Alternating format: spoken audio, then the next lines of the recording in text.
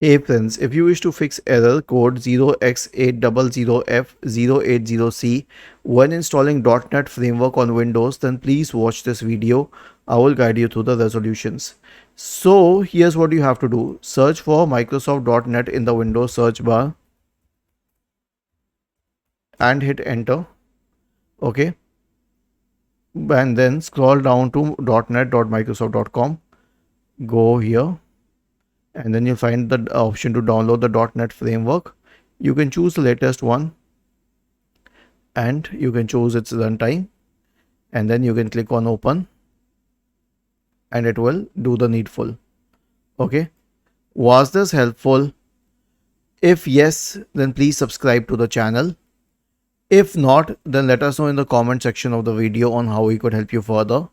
Though my personal belief is that simply downloading and installing the .NET framework is sufficient, but still I want to know how our users are responding to it, how their computers are responding to it. So definitely comment below so that I could understand further.